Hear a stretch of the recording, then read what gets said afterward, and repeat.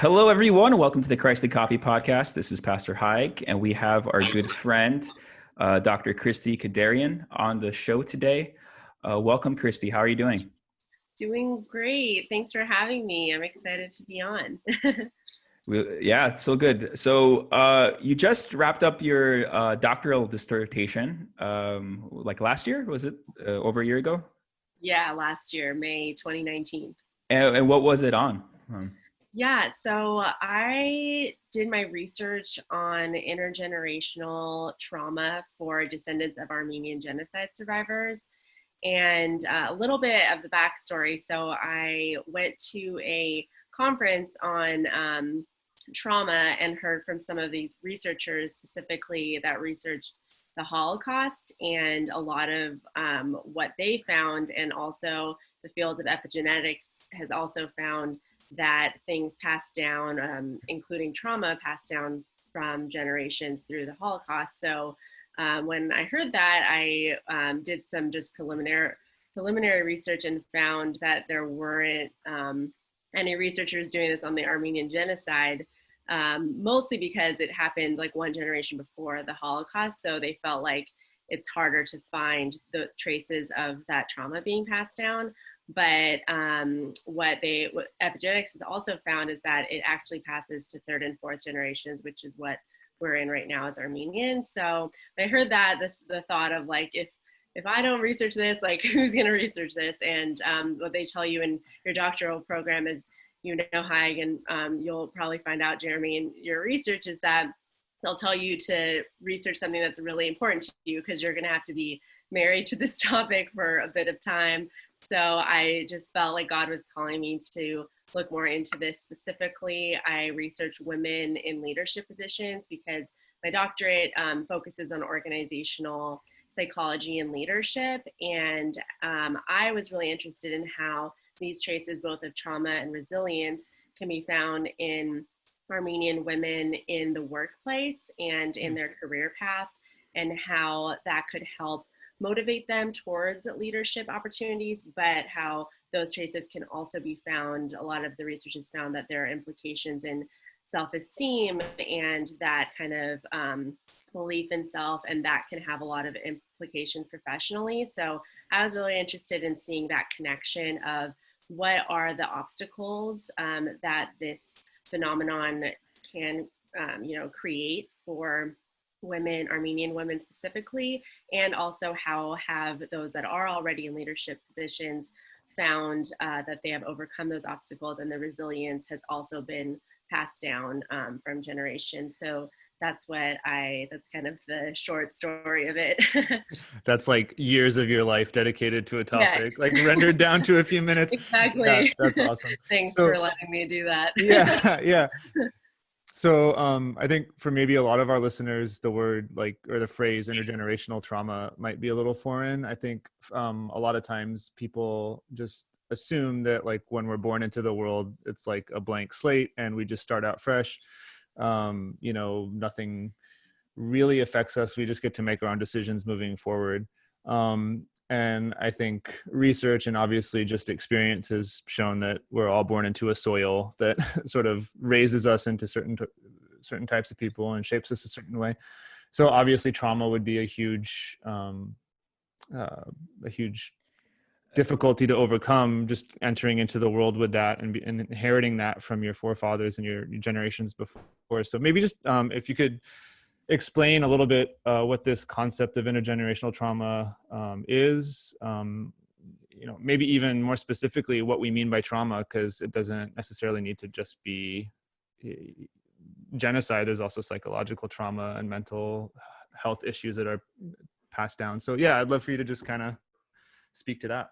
Yeah, so to break it down, and this is an evolving field, just as a disclaimer. So we're discovering new things in psychology on a daily basis, similar to any science. As a social science, we're constantly doing research and learning more. So previously, what we felt or believed that trauma was that there was some specific event that occurred that had significant implications physiologically, psychologically, that then we saw these symptoms after that event.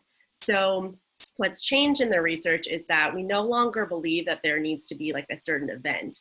And a lot of times trauma now is referred to as like little t or big T trauma, which also we're moving away from that belief as well. But that was kind of, in that time in our field, we were trying to come up with a way to communicate that some things could be traumatic to some person.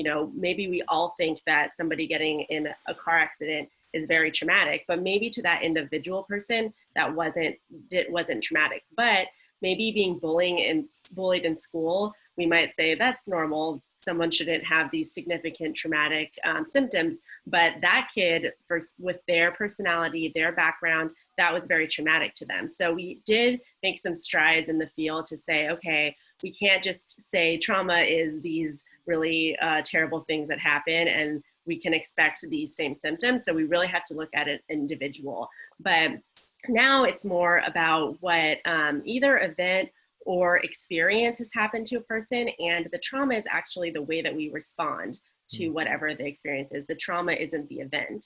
So when we're talking about intergenerational trauma or cultural trauma, we're talking about an experience that has happened, and the way that the people that have experienced it have created that narrative then is passed down to further generations. And the field of epigenetics supports this belief in our physiology, because they found in blood levels, in different physiological symptoms, that even if we don't have an emotional experience, our body has that experience of what has happened. So in intergenerational trauma, what we're finding is that the traumatic experience has affected us both biologically, in our DNA.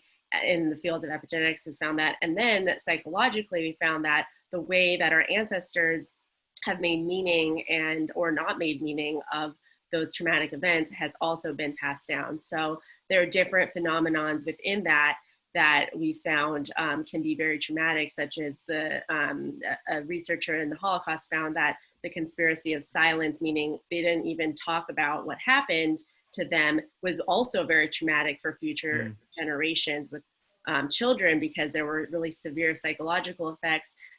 There's stories of, and we have this in the Armenian genocide, of parents, survivors, just being very depressed or having a lot of symptoms, but they just never talked about it. So it was very traumatic for their children to know that their parents went through such horrific acts, such as rape, and then not know anything about the story because nobody talked about it. So even that experience is traumatic. So we're really broadening our view of what trauma is, but what's really important to keep in mind is that it is an individual experience for different people. And it's even in the Armenian culture, a big piece of this has to do with where your family might have immigrated into the diaspora, because there's a lot of research on the fact that some families from Armenia to another war-torn country after the genocide, and then had to experience additional levels of trauma. My own family went to Lebanon, and there was a lot of trauma there, then fought in the war there. So that actually increased their levels of being susceptible to traumatic symptoms, because they were already building off this baseline. And then they had another experience happen, whereas people who might have just fled, to America or somewhere that wasn't war-torn might not have those same symptoms. So we really have to approach this conversation and experiences of people with a lot of grace and empathy, because even though we all are Armenian, we all have such diverse experiences individually. So we have to have information about what could be going on in our culture, and then pay attention to individual stories. Wow. So you mentioned that a lot of the people who've experienced trauma have difficulty talking about these big evils. And I find that as a pastor, sometimes when people aren't just honest with what happened to them, it's hard to treat them. So can you speak into that? Like, what are some tactics as a counselor that you use to get people to just open up? And why do you think there's this barrier that prevents people from just having these honest conversations of bad things that happen to them? Yeah. So, and we often talk about this in Armenian culture as like, oh, you want to keep everything in the family. And that's true of us as a collectivistic culture. Many collectivistic cultures have that shame factor, the culture of shame, that they don't want to, talk about things. You're just supposed to kind of hide them. But I venture to say that that's actually a root of what we experience at the genocide, and not wanting to talk about that. And that's carried on to individuals today of there being some inherent shame. And one of the reasons that I studied Armenian women specifically is that gender and genocide is a very specific topic that it doesn't have a lot of research around it. And that's because a lot of women, either had these very traumatic experiences such as rape, or their children being taken away from them, or they had to assimilate to a culture and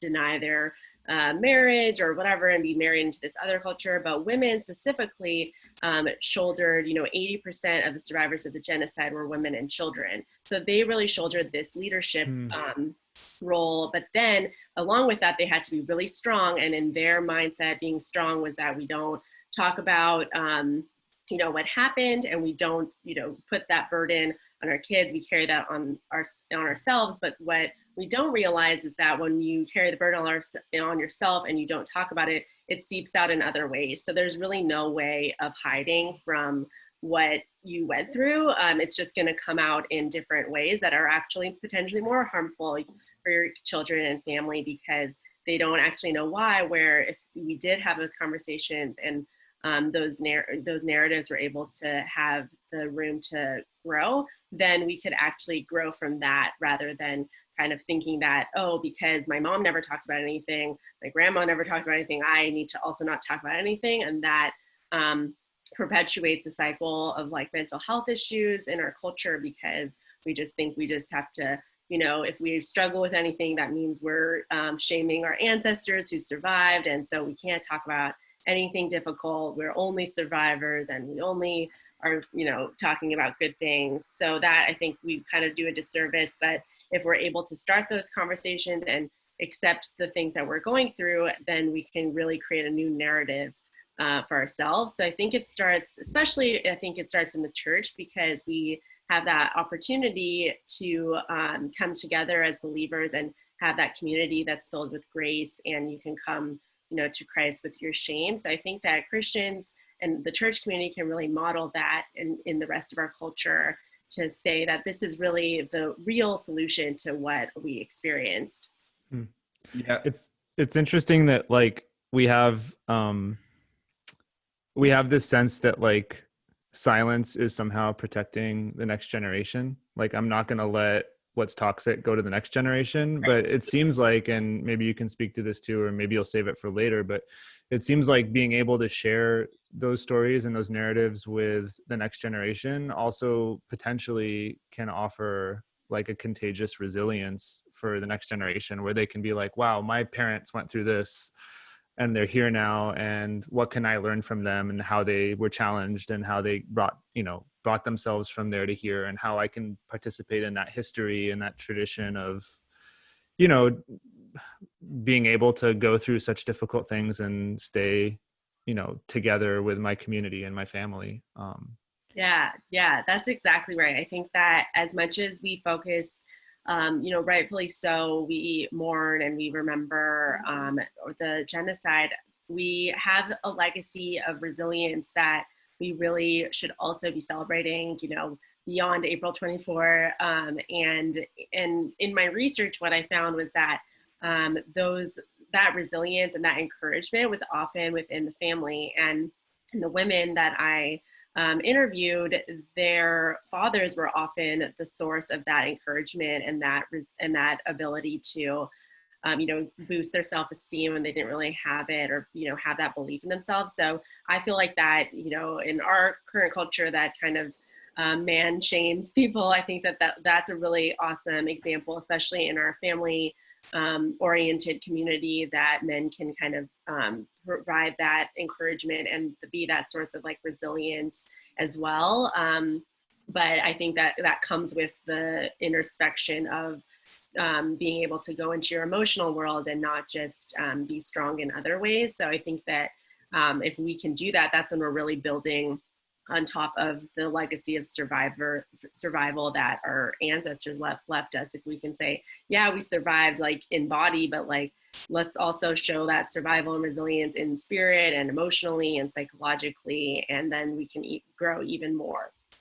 Yeah, I find it fascinating, like the problem to talk about generational trauma. Like we have that shame factor in like the Eastern Armenian mindset. And then we have the generational factor because we think we're these vacuums because we're American, we're individualistic. I'm not connected. I'm my own independent person. So it's like these two cultural layers we have to unpeel so that we can understand that we are not born in vacuums, and that if we don't talk about this, it's going to affect us. So we have to talk about it. And I guess just acknowledging the cultural layers is a huge part as well. So when you said resilience, is there like a technical term for that? Like what do you mean by resilience? Is there a term in psychology that I'm missing out? Because I hear the term and I get it. Is it just what do you mean by resilience? Yeah, so resilience, basically within the field of psychology, we're studying what are the factors that help people overcome obstacles, suffering, trauma. What are those like core things that help somebody overcome? So that's what we're looking at in resilience. What self-esteem, motivational constructs, those are all tied into that. Another term in the field of psychology is grit. So like what the grit and that research looked at a lot of inner city kids and what are the factors that help the kids come out of these circumstances, but they're able to overcome all these obstacles and still achieve academic success or whatever they are able to achieve. And we know all those stories. And so the resilience is basically that, like, what are those factors that you draw upon in order to overcome obstacles? Okay. Oh, cool. Yeah. Very cool. Yeah. And on the note that you said too, that I wanted to bring up about, how we're Armenian Americans, that's kind of a main interest clinically for me, and why I wanted to research this is that, so I specialize in working with eating disorders, and I would get referrals for Armenian girls, like adolescent, young adult girls that struggled with eating disorders. And I thought that was, interesting that I was seeing this theme. Not interesting that I was getting Armenian referrals, because that's, everyone sees your last name. Jeremy probably knows this. They see your last name, like, oh, Armenian. Yeah. So, for those who don't know, if you have an IAN at the end of your name, chances are you're Armenian. Gives us away. Yeah.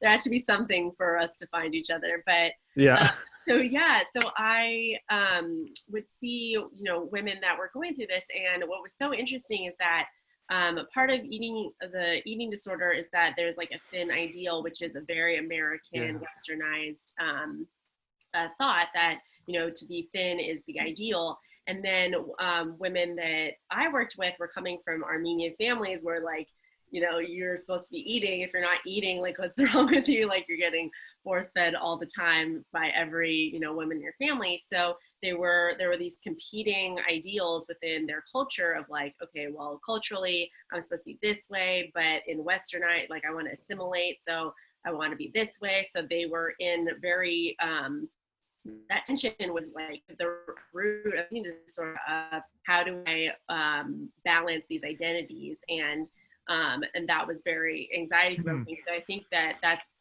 one of the ways that was interesting, because, for us as an Armenian culture, like, for people in this country, when they learned about Armenians, they saw the New York Times front page, starving Armenians. And so we kind of went the other way of, like, oh, food is our, like, symbolic way to say we survived and, like, we're going to eat. But then when that, however that's interpreted in your specific culture, can really have effects on how you interact, and then it could have, like I said, some unspoken things come up, like an eating disorder is a way that we communicate something that we can't communicate verbally. So that was really interesting for me, and also brought up curiosity as to how we can be Armenians in a society, in in the US, or societies that are really different at their core. That's so fascinating. I don't think had ever thought about the presentation of a symptom or a presentation of a mental health issue, um, specifically as a result of that acculturation. So I'm interested, I'm curious, like when you say eating disorder specifically, did it lean more towards, did you see more bulimic or anorexic? Because I would imagine that like disconnect between the two cultures might tend towards bulimia, but is that what you typically saw? Yeah, exactly. So I typically saw bulimia. There were a few cases where there was either binge eating, and mostly because of like shame, and then Mm-hmm. also a few cases of anorexia, as like there were a lot of resistances towards family dynamics in general. So as like an act of resistance, they just went completely the other way, Mm-hmm. and that drew more concern and attention, because in our culture, it's like, you lost a lot of weight. It's like, what happened? Like, what's wrong with you? But then you're also getting the mixed message, because if you are too overweight, that's not like good either. So you kind of have to find this like balance of being acceptable. And also in our culture, everyone kind of comments on everything, unfortunately, Yes. sometimes. So you kind of, and that and how you look is something that you can't really hide. Right. Um, from people. So in our, in that monitoring that shame and that kind of conversation around hiding and not talking about things, like that's a way that your body just like, well, I'm struggling, and I can't hide it, basically. So that's why if we're having those conversations and doing that work, then we're not going to spill out in like these other ways Yeah. that aren't helpful for us. Would you say like a helpful, like just mental health principle in general is that like symptom presentations are a result of like internal, like, I don't want to say dysfunction, that's not an appropriate way to say it, but like some sort of internal working dynamic that's happening, like symptom presentation is not necessarily what needs to get fixed. There's something internal that needs to be worked on. Right. Yeah. I'm never coming in and saying, oh, well, here's what you should be eating or whatever. Mm-hmm, mm-hmm. We're always looking at the deeper issue. But with some symptoms, we also need to address the symptoms, because sometimes if the symptom doesn't change, which, and people have a lot of beliefs around medication, things like that, but sometimes they're, where God made us to have, body, mind, spirit. So we have, that's like all integrated. So sometimes we need to be focusing more on the body than that, like shifts into helping with Mm-hmm. our spirit and emotionally and psychologically. We're trying to like bang our head over the wall saying Philippians 4, like don't be anxious, but we are we actually have a genetic predisposition towards being anxious, and we have to, be obedient to using what God's given us to pay attention to that. And that's how we can really, and in this conversation, I think that a big piece of our culture is that we identify around the struggle that we've been through. And then subconsciously, what could be happening is that we feel like if we succeed or are doing well, we're like betraying that identification with the struggle. So we really have to be able to honor that, but also recognize that honoring that means that we're going to grow and work on ourselves to be better and be a generation of people that have really survived in multiple ways. So that's like a really, it's a kind of complex topic, but I think really important to keep in mind when we're talking about, our identity as Armenians and how that's wrapped up in the genocide, in the struggle of the genocide, rather than trying to build the narrative out as well. Yeah. Yeah. I kind of want to, you said anxiety, and I want to lean into that for a minute. Did you find that anxiety was a common symptom among like second, third generation? Yeah. Okay. Yeah, So, for sure. so I would love to just explore, like, obviously there's a likely connection between anxiety and how you parent a child, right? And how attachment patterns form. There's even a attachment pattern called anxious avoidant, right? So how does that all affect, like, what's the dynamic that transfers intergenerationally from anxiety to parenting a child, and then that child being sent off into the world with that kind of parenting? Yeah, so yeah, you said it exactly right. So what we found, specifically in my research, there was always the thread of a female figure either exhibiting symptoms of depression or anxiety, and often symptoms of PTSD, so nightmares, traumatic memories of, fleeing the genocide or what they experienced. And then what basically they found in epigenetics is that in mothers specifically, that is where the passing down of the genes of the DNA that passes down trauma, that's where that happens. So we're experiencing that predisposition, I think, to anxiety. And then on top of that, it's the environment. So the nature and nurture conversation that we have often is the environment that's created. And this is also supported just by the trauma that gets passed down. So hypervigilance, I don't know if you guys are boys, so maybe you had a different experience, but like girls, I was never allowed to like sleep over at another friend's house, like all my like friends. And, I went to a multicultural school, Christian school. So it wasn't only Armenians, but I was like, why can't I get like, no, they could only be at your house with this like hypervigilance. And I thought, oh, this is like normal. But then when you go to other people's houses, it's not really what happens. It's more, it's that like hypervigilance of like safety and wanting to, keep us safe. And that was like a big heightened priority, especially for women, I think, but in the Armenian culture. So that has its roots in like the anxiety and the hypervigilance. And what, when I learned about like my family survival stories, that kind of experience of, okay, wanting to keep everybody safe and making sure, because if you misstep, like we could, everyone's dead. So that kind of gets passed down of this is survival. This isn't about socializing or whatever. But then that causes me to always be like, oh, okay, like, let me make sure, like, are we safe? Like, everyone's safe here.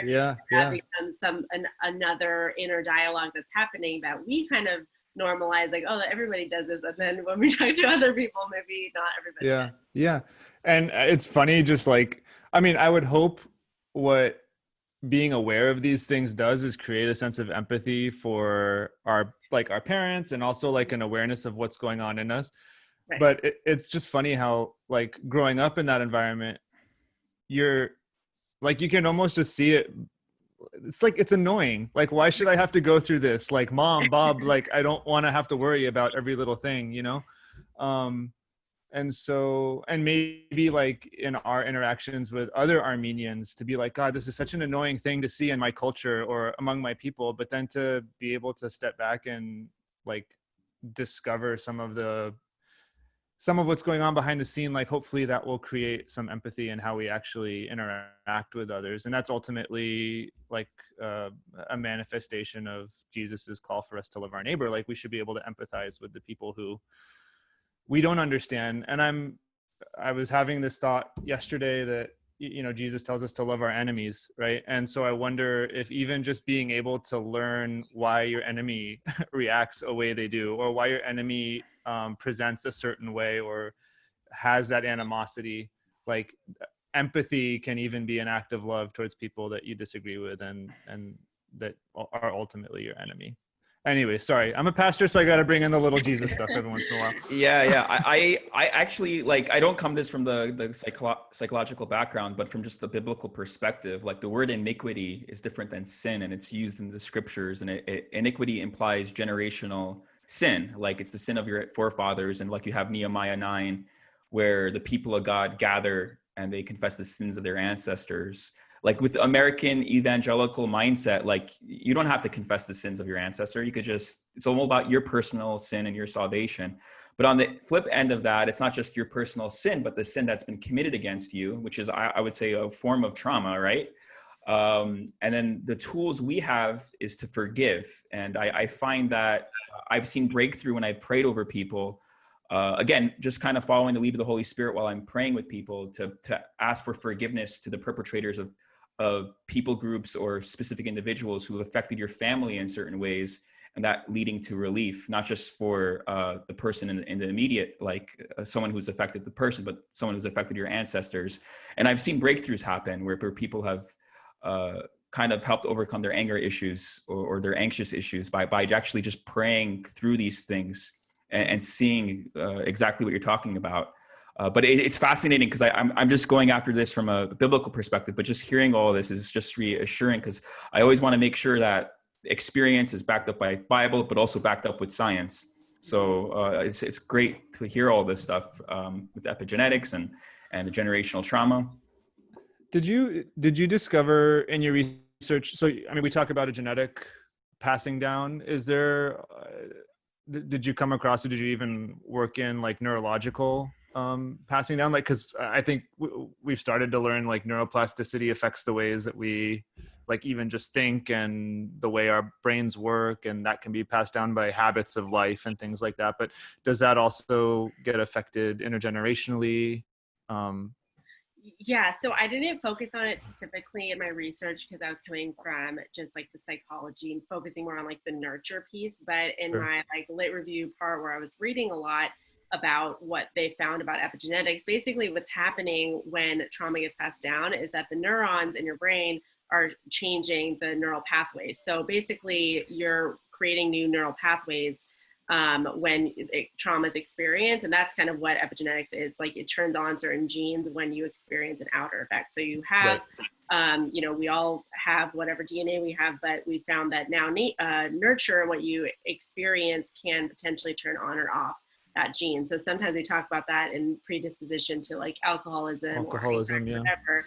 If you haven't had any experiences that might trigger that, like trauma, then you might not actually have that in your life, or that you might not present with that. So in that sense, there is definitely a lot that is shifted. And what we, like you said, kind of before, that we can have empathy around is that, when we are looking at somebody else's experience or potentially judging them, we really don't know what our potential experience could have been had God not, orchestrated certain circumstances in our lives that prevented that from happening. So when we are judging somebody else, we have to have that mindset that we're all sinners, and the only reason we're not acting like somebody else did is maybe we didn't have the same experiences they did, or they hadn't come to Christ at the same time we did, or whatever it is. So we really need to kind of have that lens when we're looking at people, because it's such a fine tuning when we're kind of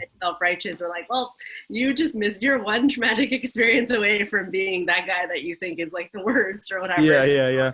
I think that that's like a really important thing to remember. And also like what I was saying, I love that biblical thread of generational trauma or generational sin, because I think that really supports what we do in psychology. And I think every theory in psychology has a biblical root and foundation that is really like important to notice that, because the field of psychology isn't against what God's saying, that it's just like a continued conversation, and more has been done based on what happens in the Bible. So I think that's important, because I think sometimes people think like, oh, psychology, it's like bad or anti-God or something, but it's really not. It's like God like created all of these concepts, and they all have like a biblical, you can trace it back there. Yeah.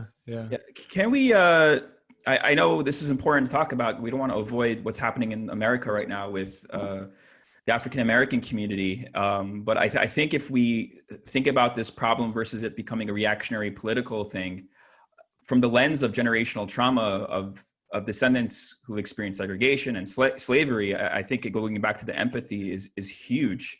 I mean, we have to keep in mind that like if Martin Luther King wasn't assassinated, he'd probably be still alive today.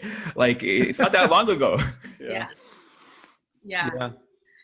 and I think the big thing, especially in my research, so intergenerational trauma, it started in research on the Holocaust, and then when I started researching the Armenian genocide, in the focus group I was in, there were groups from the African American community as well as the Native American community, research around so many different communities that have experienced the same phenomenon. So I think it's really important, and there's researchers, I don't know if you guys offer resources, but there's a specific researcher that studied what she termed post-traumatic slave syndrome. So, and the way she describes it is so similar to what we've experienced as Armenians. I think we can have a lot of empathy for the experience of Black Americans today, because often sometimes people might look at the Armenian genocide and say that was so long ago. Why does anybody care anymore? The current people in Turkey did not do the genocide, so why are we so upset?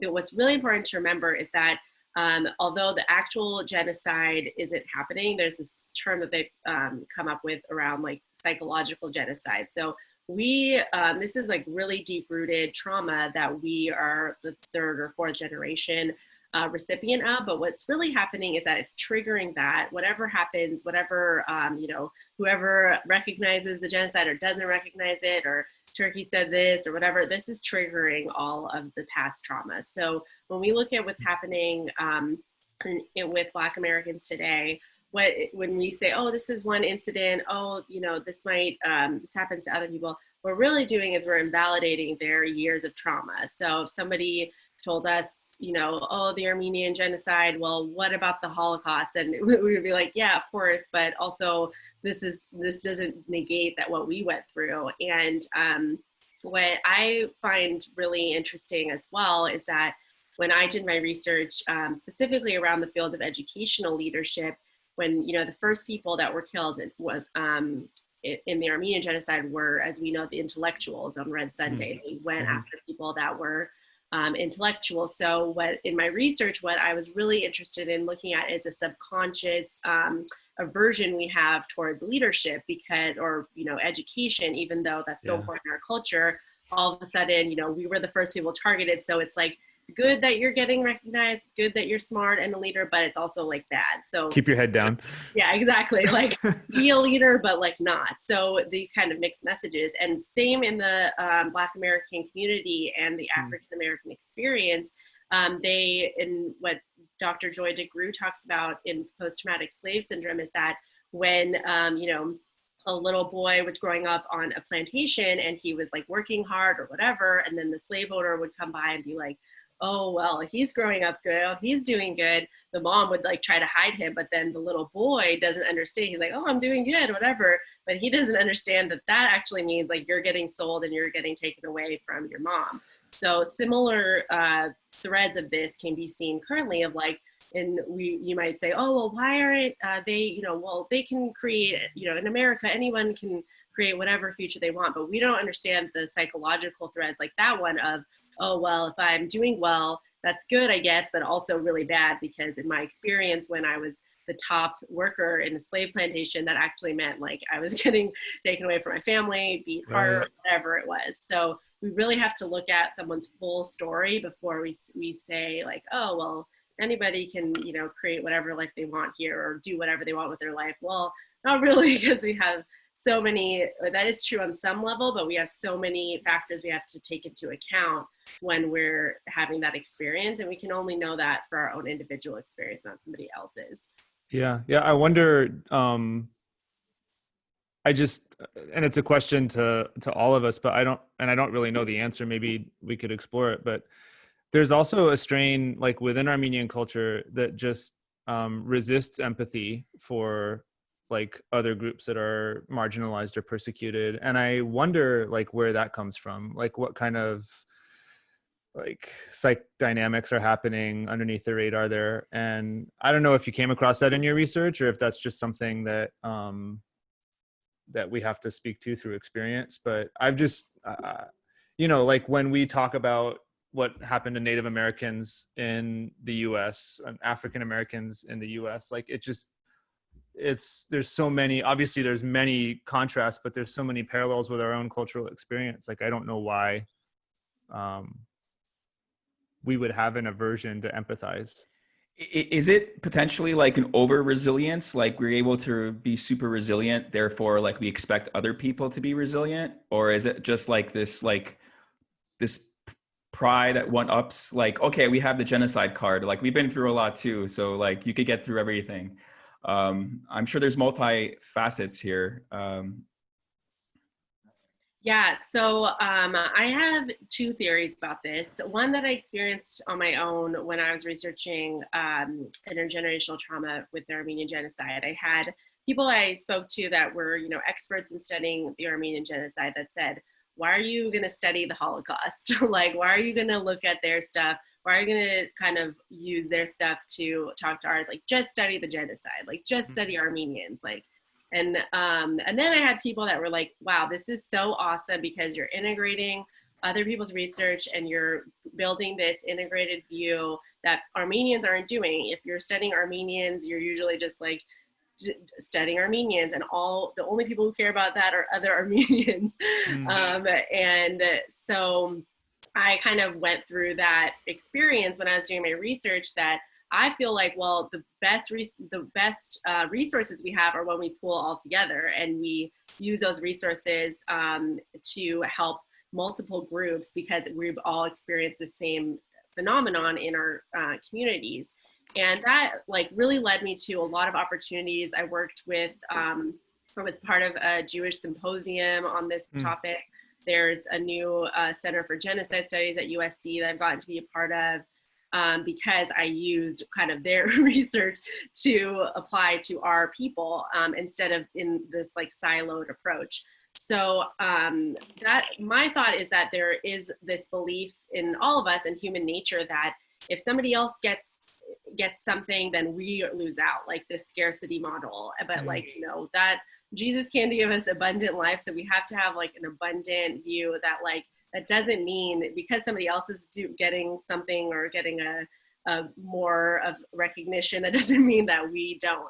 So I think that that's like a really negative thing that we buy into often, human nature and Armenians. But I also think another piece of it, and Martin Luther King talked about it when he was asked, you know, what about Jews in the slums that work themselves up? Like why can they succeed? And, you know, you're saying that, you know, Black Americans are struggling.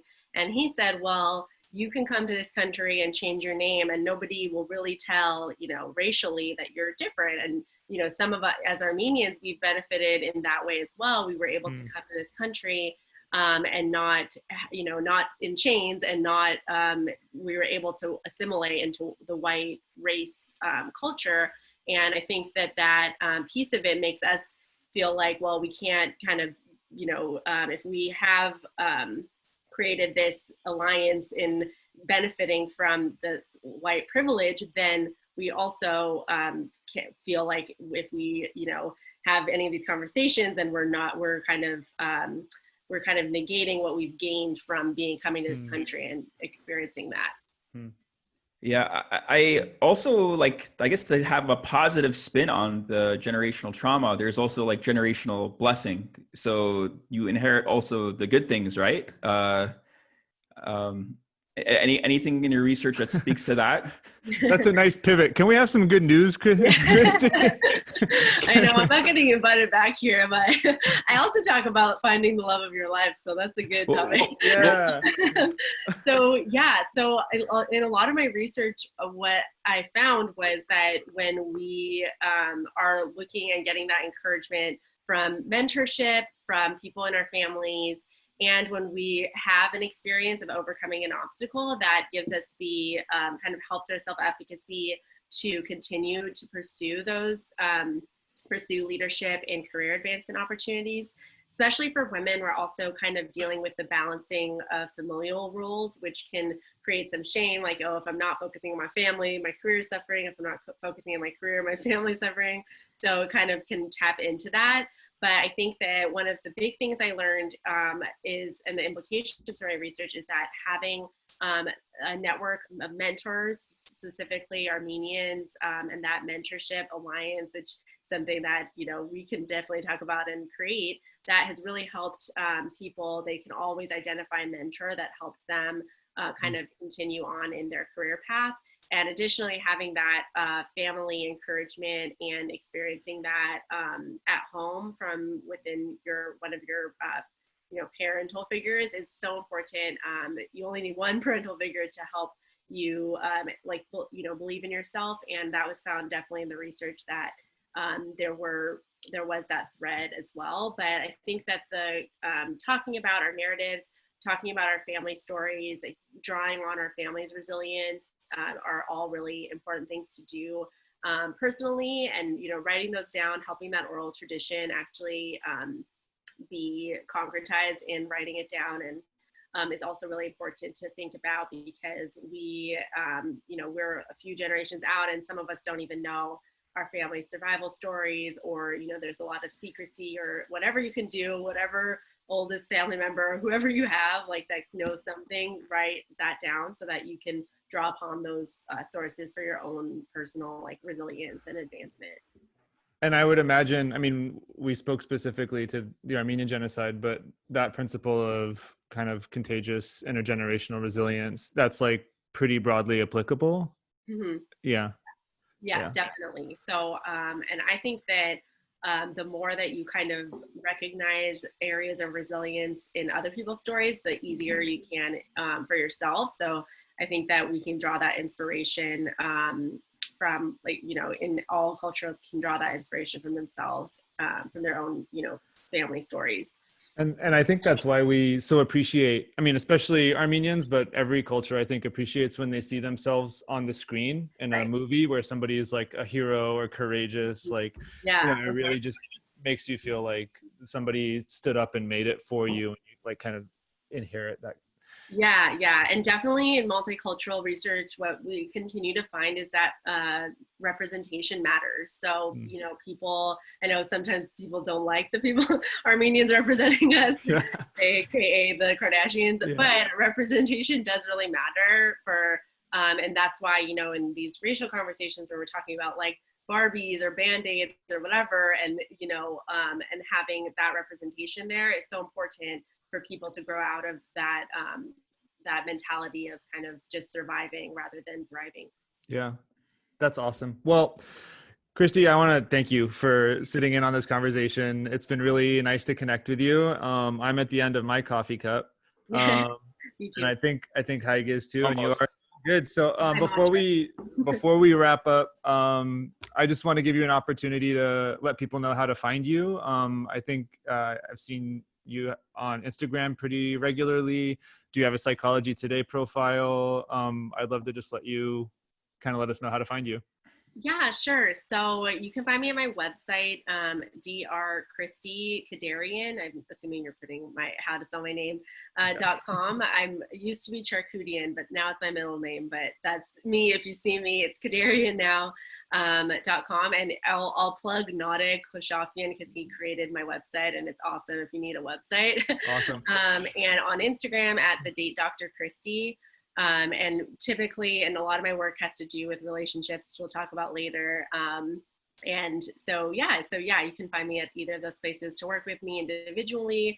I do therapy and coaching and consulting on all sorts of things. So excited to connect with you guys. Awesome. Christie, thank you so much for being on here. It's been a long time since we connected, so I'm glad to see you on and be able to connect. And Haig?